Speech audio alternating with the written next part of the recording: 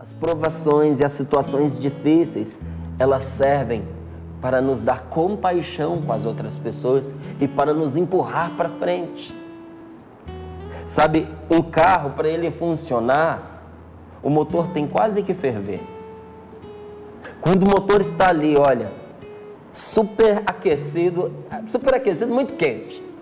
Porque tem um limite que ele tem que respeitar, porque senão o motor funde.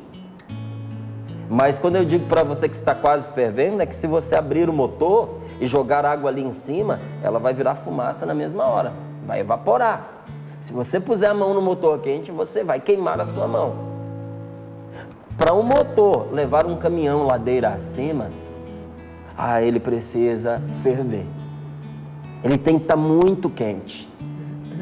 Sabe, essas opressões na vida da gente, que fazem a nossa cabeça ferver, que queimam a gente por dentro, que faz a nossa vida ferver, elas nos dão uma força, elas nos dão uma energia que nos faz subir ladeira acima.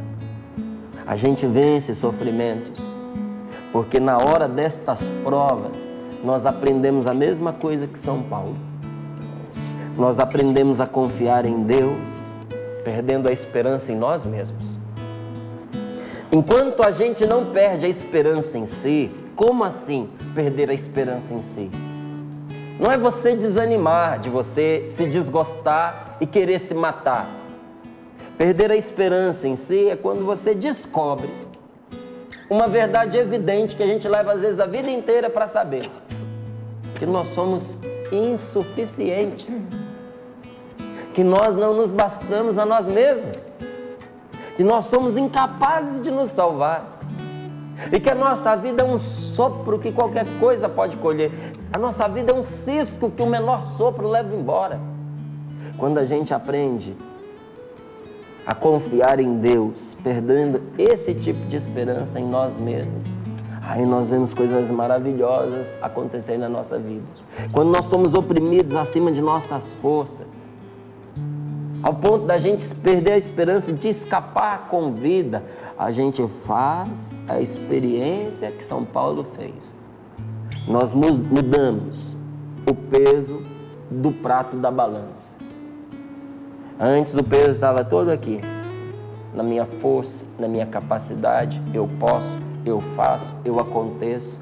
Aí vem uma provação e me diz, você não faz mais, você não acontece.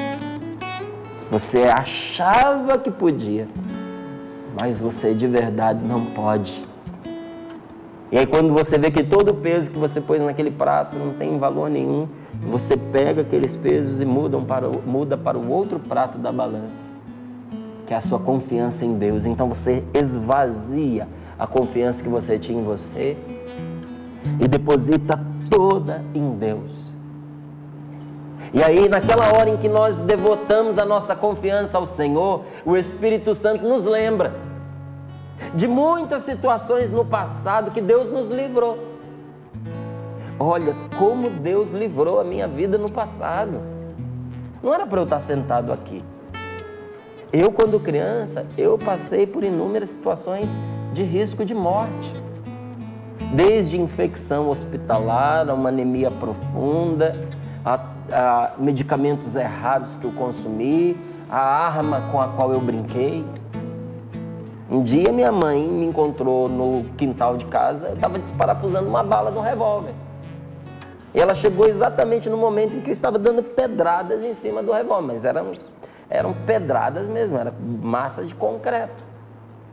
Poderia bater de uma forma errada e aquilo explodir.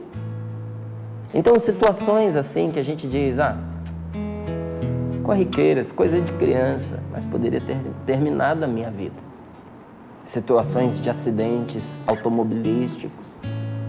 A gente vai vendo, depois que a gente tem o nosso encontro com Deus, o Espírito Santo, ele ilumina o nosso passado, para a gente perceber aonde a mão do Senhor estava conosco, nos livrando, e nós nem sabíamos que era Ele. Deus nos livrou no passado. E continuará a nos livrar no futuro. A Paula várias vezes aqui também trouxe o testemunho dela, dizendo como a sua vida foi salva, né? Por meio de uma consagração que a mãe da Paula fez a Deus da vida dela por meio das mãos de Nossa Senhora Aparecida. A gente sempre consagra a Deus, mas às vezes a gente escolhe uma madrinha. Nossa Senhora é a melhor de todas. Mãe. Ela sabe interceder, é mãe. E ela conta isso como uma alegria. A minha vida foi salva no passado. E quando você sabe que Deus no passado te ajudou, você tem certeza de que no futuro Ele estará ao seu lado. Isso é o que importa. Essa é a nossa segurança. Nós temos a firme esperança de que o Senhor, Ele nos livrará em outras ocasiões.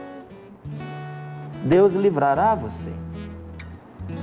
Neste momento, Ele livrará você.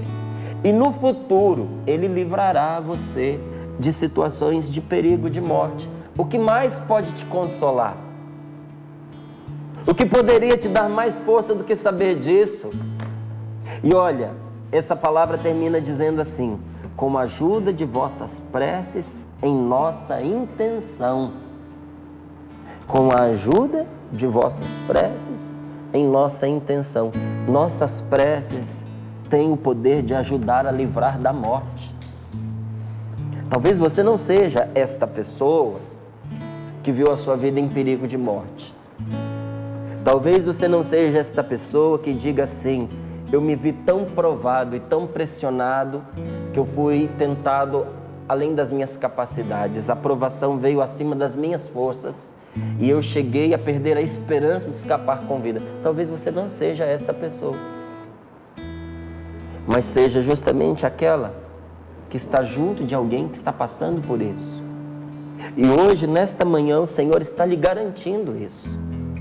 Que a sua prece, olha lá, versículo 11, com a ajuda de vossas preces em nossa intenção.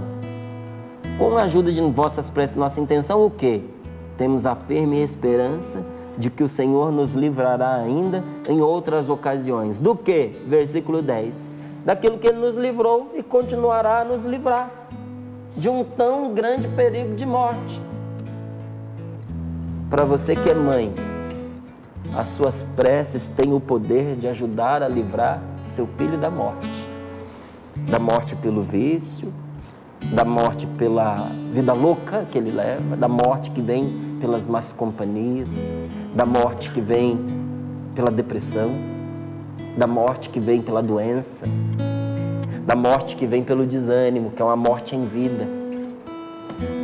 Para você que é marido, a sua prece tem o poder de ajudar a livrar da morte a sua mulher, da morte emocional, da morte espiritual, da morte física. A nossa intercessão, ela é poderosa diante de Deus para nos livrar a nós mesmos e para livrar os outros de toda e qualquer força de morte, porque o Senhor está conosco.